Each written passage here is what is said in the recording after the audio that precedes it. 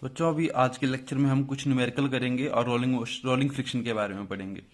तो first numerical हमें बोला हुआ है, a body sleeping on a rough horizontal plane moves with a deceleration of 4 metre पर second square. What is the coefficient of friction between block and plane.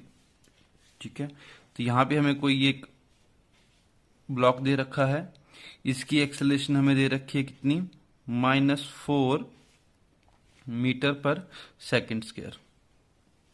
ठीक है, अब हमसे पूछा हुआ है कि फ्रिक्शन फोर्स की कोफिशिएंट ऑफ फ्रिक्शन कितना होगा। तो कोफिशिएंट ऑफ फ्रिक्शन हमें पता है क्या होता है, F/R। मतलब फ्रिक्शन फोर्स हम निकाल लेंगे और नॉर्मल रिएक्शन निकाल लेंगे तो हमें फ्रिक्शन मिल जाएगा, तो हमें कोफिशिएंट ऑफ फ्रिक्शन मिल जाएगा।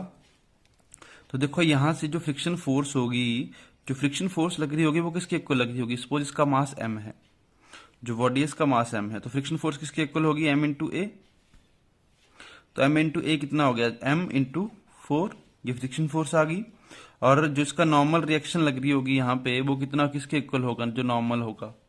इसको हम r से भी डिनोट करते हैं, आप n से भी लिख सकते हो, r से भी डिनोट कर सकते हो। तो ये किसके इक्वल होगा, mg के इक्वल होगा। ठीक है, तो r कितना आ जाएगा, mg आ जाएगा। ये आ गया 1, ये आ गया 2। तो म्यू की वैल्यू यहां से निकाल लो, म्यू कितना आ जाएगा, F/R।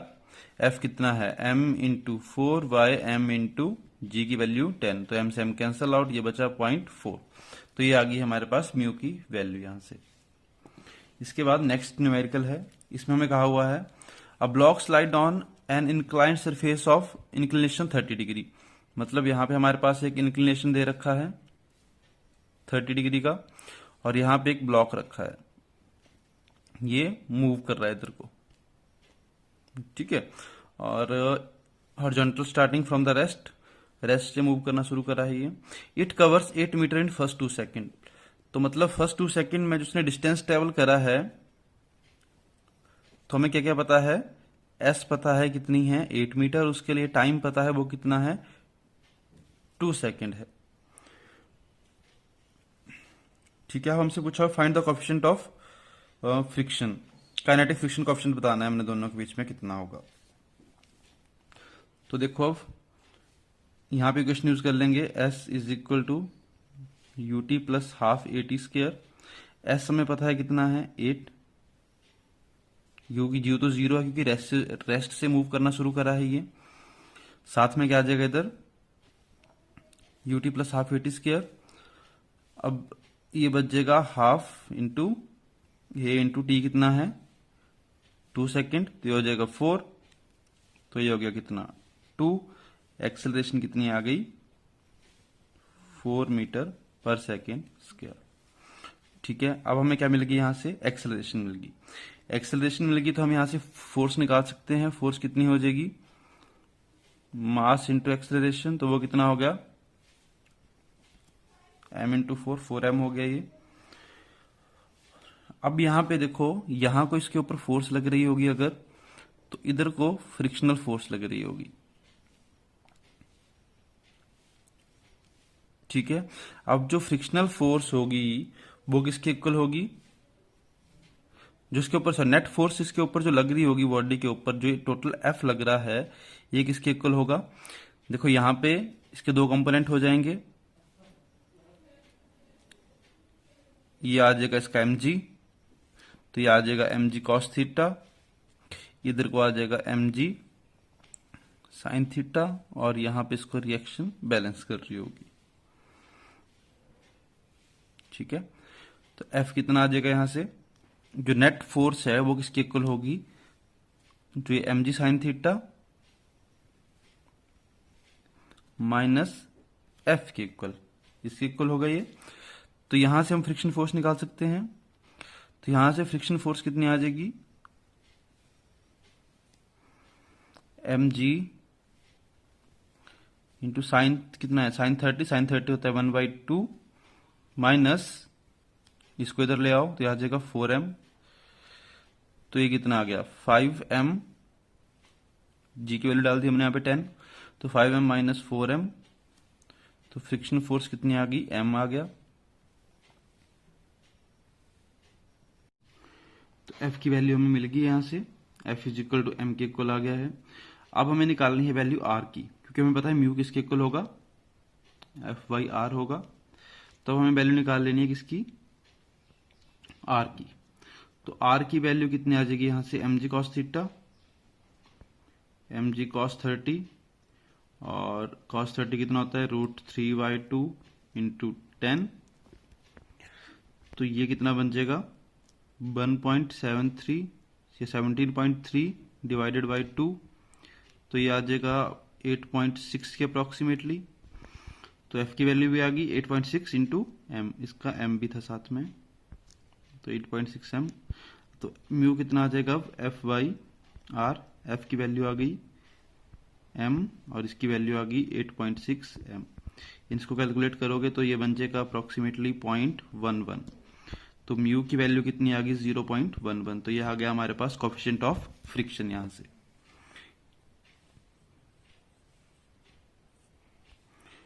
इसके बाद वाला टॉपिक है रोलिंग फ्रिक्शन। अब रोलिंग फ्रिक्शन क्या होता है, देखो जो अभी तक हमने फ्रिक्शन पढ़ा वो सारा कैसा था, स्लाइडिंग फ्रिक्शन था। जैसे यहाँ पे हमारे पास ये बॉडी रखी हुई है, इस बॉडी को अगर मैं ग्राउंड के ऊपर पुश कर रहा हूँ, यहां से फोर्स लगा रहा हूं, तो ये बॉडी क्या कर रही थी, स्लाइड कर रही है। अब हम रोलिंग मोशन के बारे में पढ़ेंगे। तो जैसे कि ये हमारे पास कोई सॉलिड बॉडी है, ठीक है, यहां से हम इसको फोर्स लगा रहे हैं, इस डायरेक्शन में क्या कर रही है, रोल कर रही है, ठीक है। जो इसका एंगुलर, इसके बारे में एंगुलर वेलोसिटी है, इसके बारे में पढ़ेंगे अभी। एंगुलर वेलोसिटी क्या होती है, जब बॉडी सर्कुलर मोशन में मूव कर रही होती है, मतलब जो बॉडी का मोशन है वो इस तरह से है, तो इसके ऊपर जो फोर्स ऑफ फ्रिक्शन लग रही होगी वो इस डायरेक्शन में लग रही होगी। क्लियर है। अब रोलिंग फ्रिक्शन क्या होता है कि friction that opposes the rolling motion of a body. तो इसमें लिख सकते हैं हम friction that opposes the motion of rolling motion of body। कि जो रोलिंग मोशन के ऑफ बॉडी को जो है वो अपोज करता है, उस फ्रिक्शन को हम क्या कहते हैं, रोलिंग फ्रिक्शन कहते हैं। इसमें भी सेम उसी तरह से होगा कि friction is directly proportional to normal reaction R. तो यहां से कितना हो जाएगा, म्यू इंटू आर। फ्रिक्शन कौन सा, रोलिंग, म्यू कौन सा, रोलिंग, आर क्या है, normal reaction.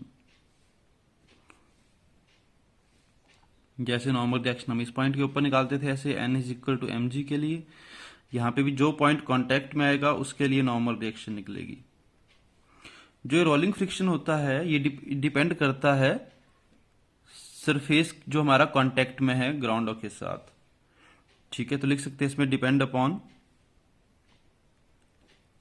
Area of contact, कि जो एरिया ऑफ कांटेक्ट है उसके ऊपर ये डिपेंड करता है।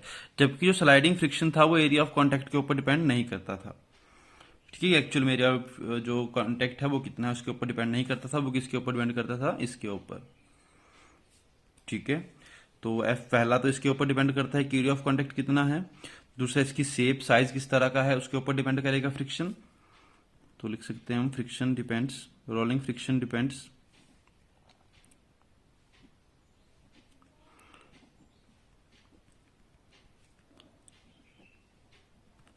रोलिंग फ्रिक्शन डिपेंड्स, पहला आ जाएगा area of contact, second depend करेगा शेप किस तरह का उसका, शेप एंड साइज, ठीक है। और थर्ड डिपेंड करेगा कि इसका जो रेडियस ऑफ कर्वेचर है वो कितना है, और उसके ऊपर कैसे डिपेंड करता है, इनवर्सली प्रोपोर्शनल उसके ऊपर डिपेंड करता है। तो लिख सकते हैं हम friction is inversely proportional to the square of radius of body, ठीक है। सर्कुलर बॉडी का जो रेडियस है वो कितनी है उसके इनवर्सली प्रोपोर्शनल होता है फ्रिक्शन। क्लियर है। तो ये है आपका रोलिंग फ्रिक्शन। तो फ्रिक्शन यहां पे आपका कंप्लीट हो गया है। इसके बाद आपका सर्कुलर मोशन वाला पार्ट शुरू होगा।